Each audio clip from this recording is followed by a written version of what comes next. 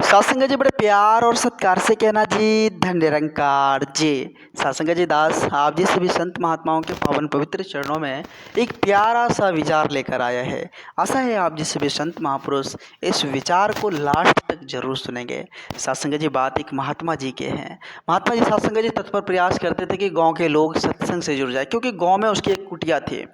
और सत्संग जी महात्मा जी पूर्ण प्रयास करते थे कि गांव के लोग सत्संग भजन से जुड़ जाए, संत महात्माओं के वचन विचार को अपना कर चले। महात्मा जी का एक सिद्धांत था। सत्संग जी कुछ जिज्ञासु लोग जो थे वो सत्संग भजन का सत्संग जी आदर सम्मान करते थे, संत महात्माओं का आदर सम्मान करते थे, तो वो सत्संग में आकर बैठा करते थे, संत विचार को सुनते थे। लेकिन कुछ सत्संग जी ऐसे भी लोग हुआ करते हैं गांव में जो सत्संग जी इग्नोर करते हैं। उसे सत्य वचन प्यारा नहीं लगता, सत्संग भजन उसे प्यारा नहीं लगता, वो संत महात्माओं को पागल समझते हैं। कुछ ऐसे तबके के भी लोग उस गांव में रहा करते थे।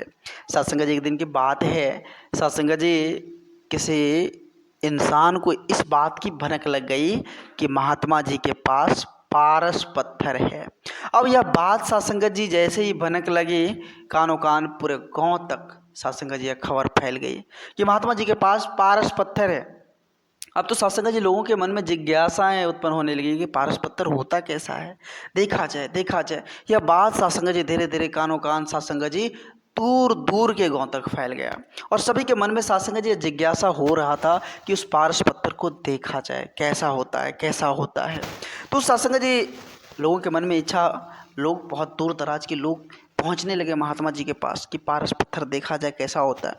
सत्संग जी गाँव के भी लोग कुछ पहुँचे महात्मा जी के पास, क्वेश्चन कि महात्मा जी कैसा होता है पारस पत्थर, थोड़ा देखने को तो दीजिए, क्योंकि हम लोगों की इच्छा है कि पारस पत्थर को देखा जाए कैसा होता है, क्योंकि आज तक तो हमने पारस पत्थर को देखा ही नहीं और बात पता चली है कि आपके पास पारस पत्थर है। तो महात्मा जी सत्संग जी बैठे हुए इशारा कर देते थे कि उस कुटिया पे जाकर देखिए पारस पत्थर है। सत्संग जी उस कुटिया में एक छोटा सा डिबिया रखा हुआ था जो लोहे का था। तो महात्मा जी इशारा कर देते थे हाथ से कि देखो वह जो लोहे की डिबिया दिख रहा है ना, उसी में है। अब सत्संग जी लोहे की डिबिया में पारस पत्थर। अब यह बात सुनकर थोड़ा आश्चर्य लगता था, लोग देखते थे, क्योंकि लोगों के दिमाग में इस बात का तो सत्संग जी पहले से था कि पारस पत्थर जो है वो लोहे में टच होता है तो सोना बन जाता है। तो फिर ये कैसी बातें कह रहे हैं महात्मा जी कि वो लोहे की डिबिया में पारस पत्थर है।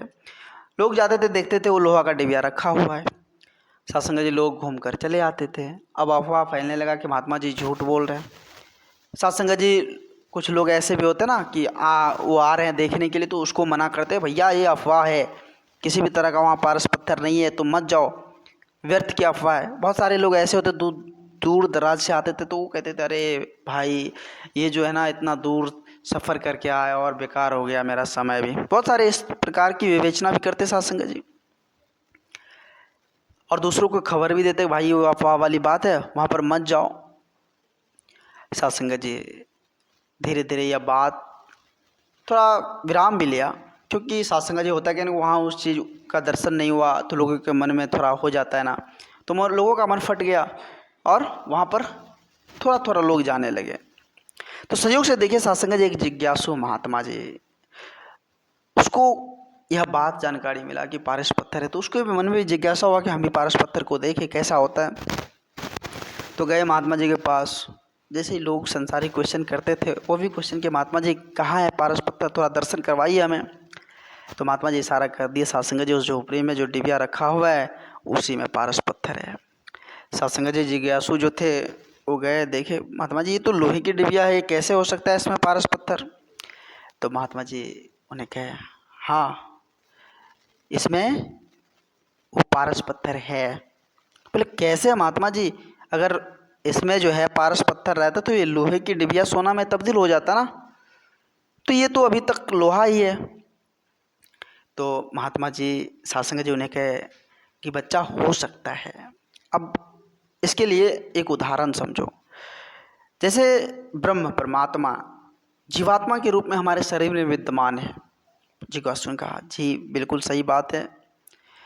तो उसी प्रकार से यह पारस पत्थर भी है। बोले कैसे, मेरा मन मान नहीं रहा है, महात्मा जी थोड़ा दर्शन करवाइए कैसे यह पारस पत्थर का हम दर्शन कर पाएँ, मेरा मन मान नहीं रहा है। तो महात्मा जी को ध्यान आया कि अब जो है सही खोजी जो है वो पहुंच गया है, सही पात्र आ गया है। सासंग जी महात्मा जी ने डिबिया ऊपर से निकाली और दिखलाते हुए कहा, यह है पारस पत्थर। यह पारस पत्थर, यह डिबिया को सोना इसलिए नहीं बना पाया, यह कागज और प्लास्टिक में लिपटा हुआ था, इसलिए लोहे की डिबिया सोना नहीं बना।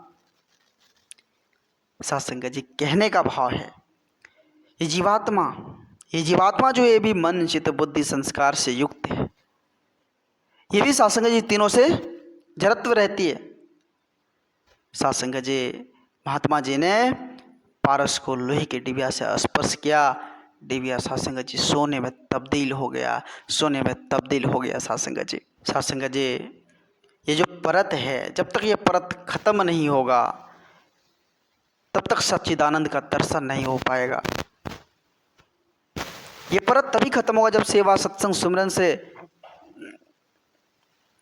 जब ये सत्संग जी संस्कार रूपी आवरण हट जाएगा तो फिर ये जीवात्मा पुनः चेतन सच्चिदानंदमय हो जाएगा। सत्संग जी इसलिए कहते कि चेतन अमल सहज सुख राशि। तो सत्संग जी हम समझने की कोशिश करें।